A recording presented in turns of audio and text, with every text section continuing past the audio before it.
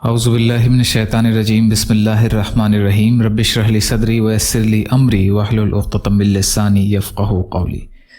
12 رجب المرجب اسلامی تاریخ۔ حضرت زبیر بن عوام رضی اللہ تعالی عنہ۔ حضرت زبیر بن عوام رضی اللہ عنہ بھی ان خوش نصیب لوگوں میں سے ہیں جن کو رسول اللہ صلی اللہ علیہ وسلم نے دنیا میں ہی جنت کی خوشخبری سنا دی تھی۔ آپ رضی اللہ عنہ اسلام لانے والوں میں چوتھے یا پانچویں شخص تھے۔ 15 سال کی عمر میں اسلام قبول کیا اور حبشہ اور مدینہ دونوں کی ہجرت کی۔ رسول اللہ صلی اللہ علیہ وسلم کے ساتھ تمام غزوات میں شریک رہے۔ غزوہ خندق کے موقع پر رسول اللہ صلی اللہ علیہ وسلم نے فرمایا، کون ہے جو دشمن کے لشکر کی خبر لائے؟ حضرت زبیر رضی اللہ تعالی عنہ نے عرض کیا کہ میں خبر لاؤں گا۔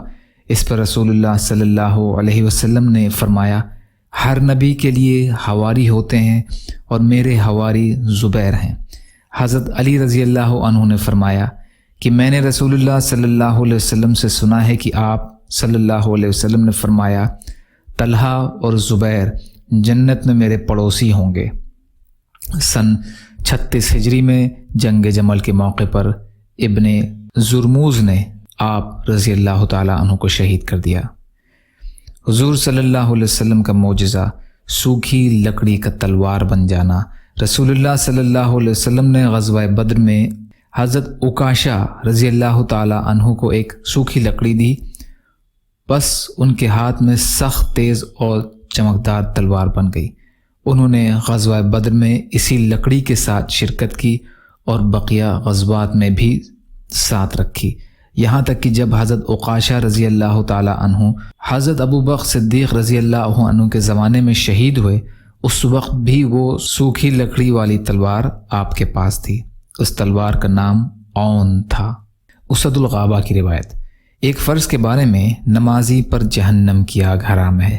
رسول اللہ صلی اللہ علیہ وسلم نے فرمایا، جو شخص 5 نمازوں کی اس طرح پابندی کرے کہ وضو اور اوقات کا اہتمام کرے، رکوع اور سجدہ اچھی طرح کرے اور اس طرح نماز پڑھنے کو اپنے ذمے اللہ تعالیٰ کا حق سمجھے، تو اس آدمی کو جہنم کی آگ پر حرام کر دیا جائے گا۔ مسند احمد کی روایت ہے۔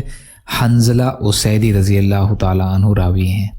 ایک سنت کے بارے میں، جب برا خواب دیکھے، رسول اللہ صلی اللہ علیہ وسلم نے فرمایا، جب تم میں سے کوئی برا خواب دیکھے تو 3 مرتبہ بائیں طرف تھتکار دے اور 3 مرتبہ شیطان سے اللہ کی پناہ چاہے، یعنی اعوذ باللہ من الشیطان الرجیم پڑھے اور کروٹ بدل کر سو جائے۔ مسلم شریف کی روایت ہے، جابر رضی اللہ عنہ راوی ہیں۔ ایک اہم عمل کی فضیلت، بیماری کی شکایت نہ کرنا۔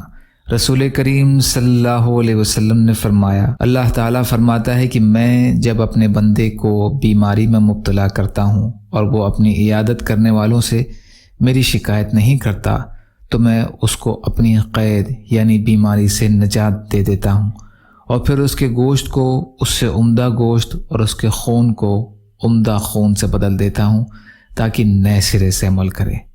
مستدرک کی روایت ہے، ابو ہریرہ رضی اللہ عنہ راوی ہیں۔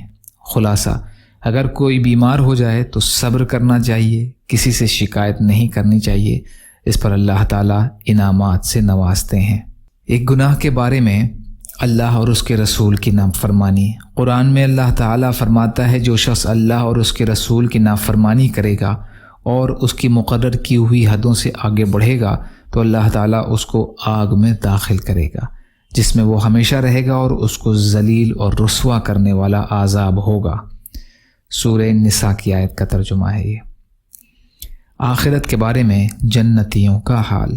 رسول اللہ صلی اللہ علیہ وسلم نے فرمایا، جنت میں لوگ کھائیں گے اور پئیں گے، لیکن نہ تو پیشاب پاخانہ کریں گے، نہ ہی ناک چھنکیں گے، بلکہ ان کا کھانا اس طرح ہضم ہوگا کہ ایک ڈکار آئے گی جس سے مشک کی خوشبو پھیلے گی، اور ان کو اللہ کی ایسی تسبیح اور تکبیر بتائی جائے گی جس کو پڑھنا اتنا آسان ہوگا جتنا دنیا میں تمہارے لیے سانس لینا آسان ہوتا ہے۔ مسلم کی روایت ہے، جابر بن عبداللہ رضی اللہ تعالیٰ عنہ راوی ہیں۔ طب نبوی سے علاج، مسواک کے فوائد۔ رسول اللہ صلی اللہ علیہ وسلم نے فرمایا، مسواک ضرور کیا کرو، کیونکہ اس سے اللہ کی خوشنودی حاصل ہوتی ہے اور آنکھ کی روشنی تیز ہوتی ہے۔ المعجم الاوسط للطبرانی کی حدیث ابن عباس رضی اللہ عنہ راوی ہیں۔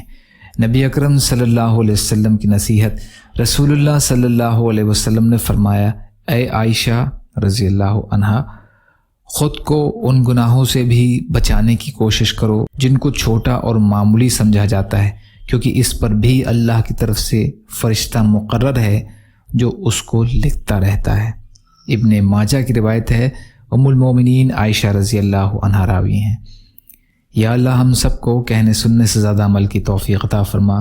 یا اللہ جو مظلوم ہیں، پریشان حال ہیں، بیمار ہیں، قرض میں ہیں، بے روزگار ہیں، محتاج ہیں، ان کی مدد فرما۔ یا اللہ آپ جو بھی فیصلہ ہمارے لیے فرمائیں اس کا انجام بہتر فرما دیے۔ آپ کی خوشنودی والی شہادت کی موت کا درجہ عطا فرمائیے برحمتک یا ارحم الراحمین۔ لا الہ الا اللہ محمد رسول اللہ۔ السلام علیکم ورحمۃ اللہ وبرکاتہ۔